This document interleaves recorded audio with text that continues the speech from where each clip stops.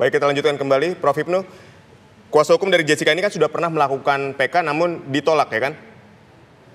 Baik, sebelum kita ke Prof. Hipnu, kita ke informasi berikut ini. Otto Hasibuan, kuasa hukum dari Jessica, mengungkapkan sempat berniat untuk mengajukan peninjauan kembali PK, namun ia mendengar rencana pembebasan dari Jessica sehingga ia menunda permohonan PK. Otto menambahkan bahwa kasus hukum menghormati putusan sidang pengadilan 8 tahun silam, namun ia merasa bahwa putusan sidang tidak sesuai dengan apa yang terjadi. Jadi tentu teman-teman wartawan bertanya, kok tiba-tiba bisa keluar gitu ya. Padahal kemarin saya bicara tentang pengajuan PK. Ya terus terang aja, bulan yang lalu sampai ke 3 minggu lalu saya berniat dan sudah menyiapkan rencana untuk mengajukan peninjauan kembali. Dan saya banyak dihubungi oleh teman-teman wartawan tentang rencana PK tersebut. Sampai tadi malam pun, kemarin malam pun masih banyak bertanya untuk wawancara dengan saya tentang PK. Tapi jujur saya katakan memang saya sudah dengar-dengar sedikit rencana pengeluarannya Jessica ini dari tahanan. Sehingga saya berpikir saya harus menunggu dulu situasi yang tenang, dan akhirnya tiba-tiba mengejutkan sekali bahwa hari ini kami mendapat kabar bahwa dia dibebaskan.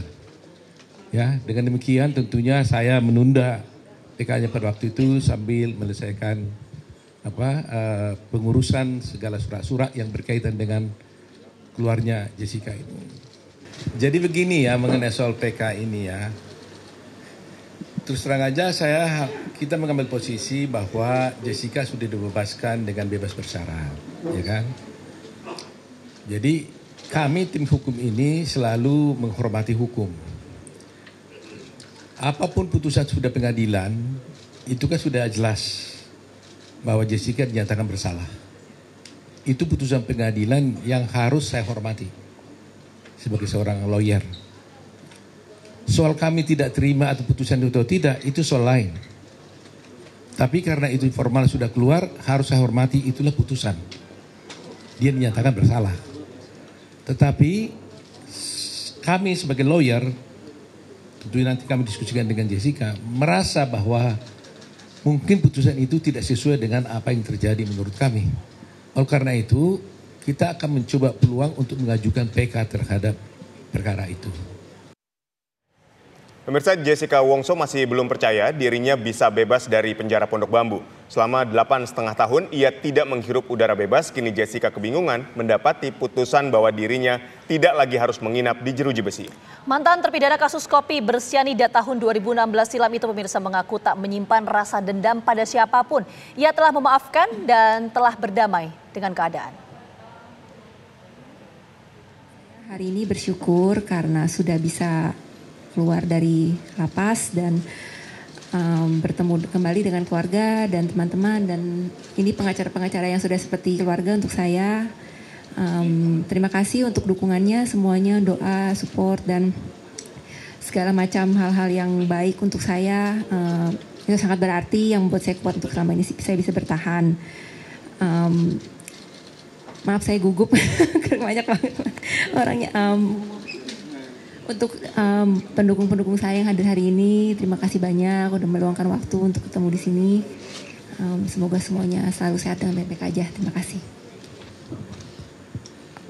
Pada waktu awal itu terjadi, saya merasakan sangat sedih sekali ya. Tapi sejalannya waktu dan sekarang ini saya sudah memaafkan semua yang telah melakukan hal-hal yang buruk kepada saya.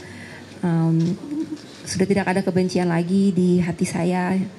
Jadi sekarang saya udah plong aja untuk menjalani, juga saya harus menjalani apa yang saya harus jalani. Jadi saya sudah maafkan semuanya dan saya tidak ada dendam sama sekali. Tidak ada kebencian di diri saya sama sekali. Kalau untuk upaya hukum, saya akan serahkan ke Omoto karena Omoto yang akan ngomong soal upaya hukum. I still have no idea what to do at the moment because I just got released from prison and I have no plan yet. But I'll let you know. No at all. No.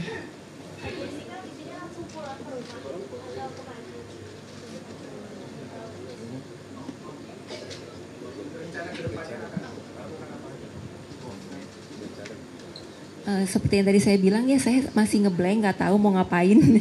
Jadi untuk kemananya abis ini saya masih belum bisa jawab. Nanti saya akan rundingkan lagi dengan orang-orang di sekitar saya. Ya, makasih. Akan berjalan dengan sendirinya ya. Tapi karena yang kayak tadi saya bilang, saya sudah tidak menyimpan kebencian atau perasaan negatif dalam hati saya. Jadi mungkin niat dan pandangan saya di masa depan itu ya, saya mau ya selalu yang terjadi adalah hal yang positif. Jadi kalau misalnya saya meniatkan seperti itu, ya saya berharap saya dan orang-orang di sekitar saya bisa baik-baik saja menjalani kehidupan di masa depan nantinya dengan dipenuhi dengan hal-hal lebih baik lagi daripada yang lalu. Pemirsa, kita telah bergabung dengan kuasa hukum dari Jessica Kumala Wongso, Otto Hasibuan. Selamat petang, Pak Otto. Selamat petang, selamat petang. Pak Otto, kapan Anda mendapatkan informasi bahwa Jessica Kumala Wongso ini bebas bersyarat dan apa saja kegiatan Jessica setelah bebas bersyarat ini?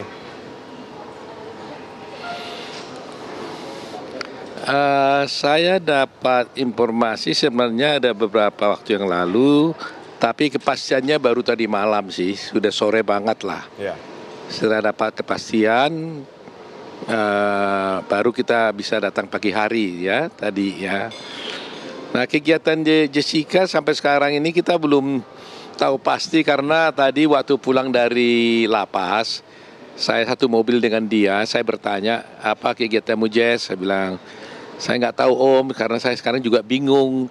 Saya keluar di sini sekarang juga nggak ngerti mau ngapain gitu ya. Karena apa? Karena dia suddenly shock juga sebenarnya. Dia sendiri merasa kaget juga kok bisa secepat ini dia keluar gitu ya. Karena bagi dia selama ini pikirannya dia ya pokoknya kerja, artinya menjalani kehidupan di penjara dengan baik, itu aja pikiran dia gitu ya. Tapi ternyata dia mendapatkan remisi yang cukup dari lapas ya. Ya kita juga berterima kasih lah kepada lapas yang telah memberikan kesempatan dia untuk bisa menghirup udara segar lah di luar ini sekarang itu. Ya, Bang Otto tadi dalam konferensi pers, Bang Otto juga menyampaikan akan. Jadi sampai sekarang dia tidak.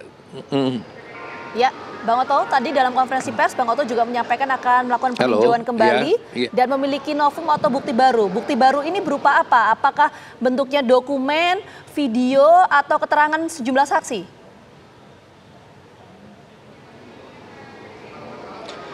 Ya terus terang aja ada dua alasan kita untuk PK. Terutama itu adalah novum tentunya.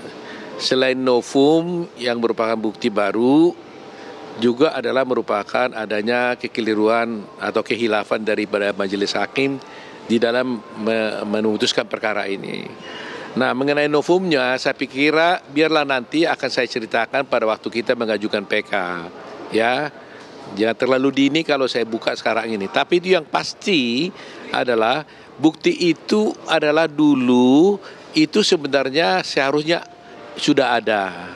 Tetapi pada waktu itu kami tidak menemukan bukti itu.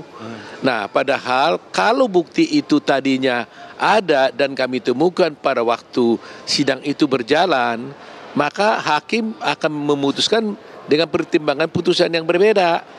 Jadi itu. Jadi kami yakini bukti ini adalah bukti penentu bahwa kalau itu tadinya kita bisa tunjukkan di dalam persidangan pada waktu itu, maka hakim bisa akan berpikir dan membuat pertimbangan hukum yang berbeda daripada sekarang ini. Jadi itu yang akan kami ajukan nanti. Tapi apa bentuknya dan sebagainya, ya nantilah kami akan sampaikan ya. Pada waktunya nanti kami akan uraikan selanjutnya. Baik, Pak Otto, ini secara umum saja, karena kan ketika PK pertama Jessica ini pernah ditolak, artinya kemungkinan kecil, peluangnya akan lebih kecil di PK kedua ini. Anda seberapa yakin bukti ini dapat memenangkan PK yang kedua dari Jessica dan membuat nama baik Jessica bersih?